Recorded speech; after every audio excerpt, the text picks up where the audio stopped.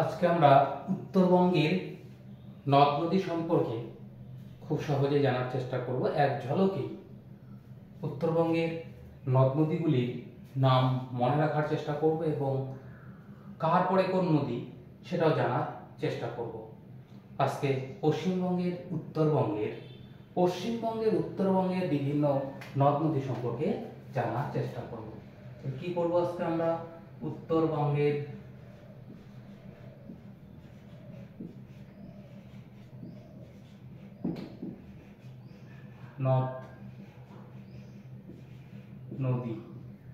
উত্তরবঙ্গের নদ নদী সম্পর্কে আমরা জানার চেষ্টা করব। উত্তরবঙ্গ, প্রথমে আসি যে উত্তরবঙ্গ কোন অংশটা। গঙ্গা নদী যখন পশ্চিমবঙ্গে পর্যন্ত থাকে ততক্ষণ পর্যন্ত সে গঙ্গা। এই গঙ্গা যখন বাংলাদেশে প্রবেশ করে তখন তা হয়ে যায় পদ্মা। এই গঙ্গা নদীর উত্তর অংশে অর্থাৎ পশ্চিমবঙ্গের গঙ্গা নদীর উত্তর অংশের অংশটি হচ্ছে উত্তরবঙ্গ।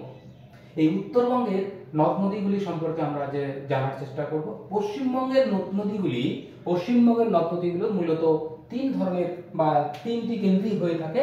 একটা হচ্ছে ব্রহ্মপুত্র কেন্দ্রিক, যে নদীগুলি মূলত উত্তরবঙ্গের।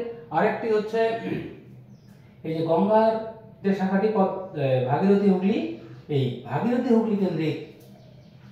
আরেকটা হচ্ছে এই সুন্দরবনের লবণাক্ত জল বা জোয়ার ভাটা কেন্দ্রিক। এই তিন ধরনের নদ নদী পশ্চিমবঙ্গের মূল নদ নদী বলা চলে। আমরা আজকে যেটা দেখার চেষ্টা করবো সেটা হচ্ছে উত্তরবঙ্গের নদ নদী।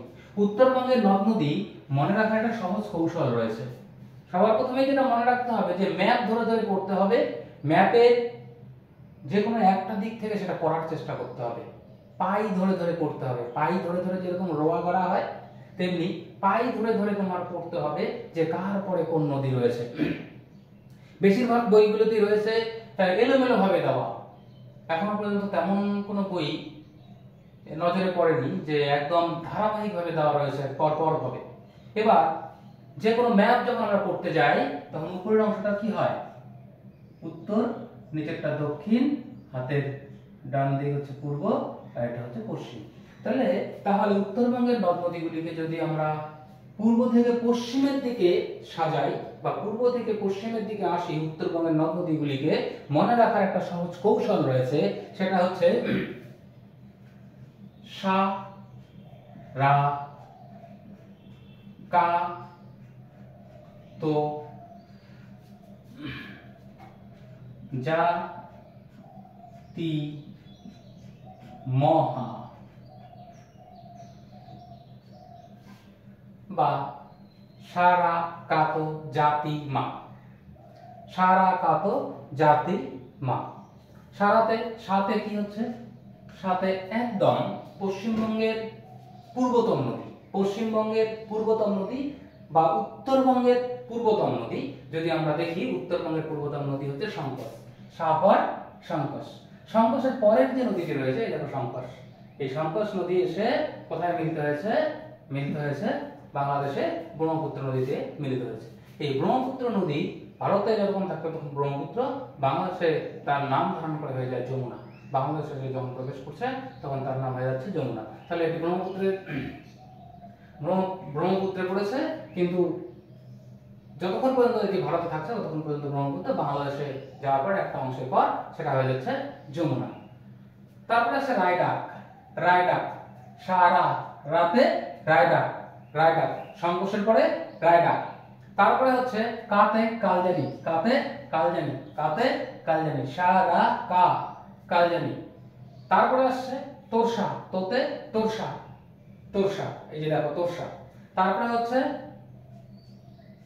যাতে জল ঢাকা। তারপরে আসছে হচ্ছে তিতে তিস্তা। এই যে তিস্তা নদী। তারপরে আসছে হচ্ছে মাতে মহানন্দা। এই হচ্ছে উত্তরবঙ্গের প্রধান নদ নদী। সেটাকে আমরা হয় পূর্ব থেকে পশ্চিমে পড়বো, নাহলে পশ্চিম থেকে পূর্বে পড়বো। পাই ধরে ধরে পড়তে হবে, যেটা আগেও বলেছি আমি। যদি পশ্চিম থেকে পূর্ব দিকে আসি তাহলে হবে মহানন্দা, তিস্তা, জলঢাকা, তোরসা, কালজানি, রায়ডাক, সংকোষ। আর যদি আমরা পূর্ব থেকে পশ্চিম দিকে যাই তাহলে আসবে সংকোষ, রায়ডাক, কালজানি, তোরসা, জলঢাকা, তিস্তা, মহানন্দা।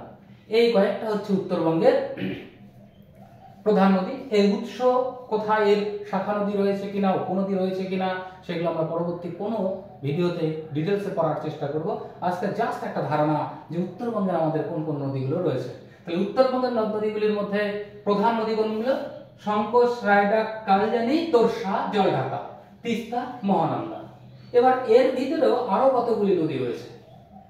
এবার দেখো এই মহানন্দার দুটি প্রধান উপনদী রয়েছে, একটা ট্যাঙ্গন আর হচ্ছে এটা কি পুনর্ভবা। ট্যাঙ্গন, পুনর্ভবা। আবার বাংলাদেশের একটি গুরুত্বপূর্ণ নদী হচ্ছে বড়াল নদী, যেটি পদ্মা থেকে বেরিয়ে কোথায় গিয়ে মিশেছে? যমুনাতে গিয়ে মিশেছে। এর উপর ভিত্তি করে উত্তরবঙ্গের আবার কয়েকটা নদী লক্ষ্য করা যায়, যেমন আত্রাই নদী বা আত্রেয় নদী। তার কথা তোমরা অনেকে জেনেছো, এই যে আত্রেয় নদী। এই আত্রেয় নদীর আবার উপনদী রয়েছে যমুনেশ্বরী। যমুনেশ্বরী আত্রেয় উপনদী, আবার হয়েছে নগর, এই আত্রেয় উপনদী। তারপরে রয়েছে করতোয়া। করতোয়া নদীর নাম তোমরা বারবার শুনেছো, জলপাইগুড়িতে মাঝে মধ্যে এই নাম উঠে আসে, এই করতোয়া। তারপরে হচ্ছে বাঙালি। তাহলে দেখো প্রধান নদীর বাইরে এই যে উত্তরবঙ্গের যে প্রধান নদী সারাকাত জাতিমা, এই সারাকাত জাতিমা, এর বাইরেও যে নদীগুলো রয়েছে সেটা কি? ট্যাঙ্গন, পুনর্ভবা। ট্যাঙ্গন, পুনর্ভবা কার উপনদী? মহানন্দার উপনদী। দেখো তারপরে আত্রাই বা আত্রেয় নদী। এই আত্রেয় নদী বড়াল নদীতে পড়েছে। এই আত্রেয় নদীর উপনদী আবার দুটি রয়েছে, একটি হচ্ছে যমুনেশ্বরী আর একটা হচ্ছে নগর। আর এই বড়ালের আরেকটা উপনদী হচ্ছে করতোয়া এবং বাঙালি। এখানে মজার একটা বিষয় দেখো, এই যে মহানন্দার যে নদী রয়েছে এটা কিন্তু গঙ্গার পড়েনি, গঙ্গার উপনদী নয়। গঙ্গার পড়েনি, এটা পড়েছে পদ্মায়। মহানন্দা নদী কোথায় পড়েছে? পদ্মায় পড়েছে। আর তিস্তা পড়েছে হচ্ছে কোথায়? তিস্তা পড়েছে হচ্ছে বাংলাদেশের যমুনায় বা ব্রহ্মপুত্র। ভারতের যে ব্রহ্মপুত্র নদ, সেই ব্রহ্মপুত্র নদী বাংলাদেশে গিয়ে পড়েছে কি? তিস্তা পড়েছে। তাহলে আমরা আরেকবার জানিয়ে নেওয়ার চেষ্টা করি যে উত্তরবঙ্গের নদ নদীগুলি কি কি। উত্তরবঙ্গের নদ নদীগুলি যদি পাই ধরে পড়ি পূর্ব থেকে পশ্চিমে, পূর্ব থেকে পশ্চিমে হচ্ছে সংকোষ, রায়ডাক, কালজানি, তোরসা, জলঢাকা, তিস্তা, মহানন্দা। সংক্ষেপে মনে রাখার কৌশল সারা। সারা প্রথম দুটো অক্ষর নেওয়া হয়েছে, কোনো এখানে মন্ত্রের কোনো ব্যাপার নেই, শর্টকাটের ক্ষেত্রেই এটা প্রযোজ্য। সারাকাত জাতিমা, সারাকাত জাতিমা। সা ফর সংকোষ, রা ফর রায়ডাক, কা ফর কালজানি, তো ফর তোরসা, জলঢাকা, যা ফর জলঢাকা, তি ফর তিস্তা, মা ফর মহানন্দা। এবার প্রশ্নটা হচ্ছে ডিভিসি। ডিভিসির জল ছাড়ার সঙ্গে, ডিভিসির জল ছাড়ার সঙ্গে এই উত্তরবঙ্গের বন্যা হওয়ার কোনো সম্পর্ক আছে কিনা? একদমই নেই।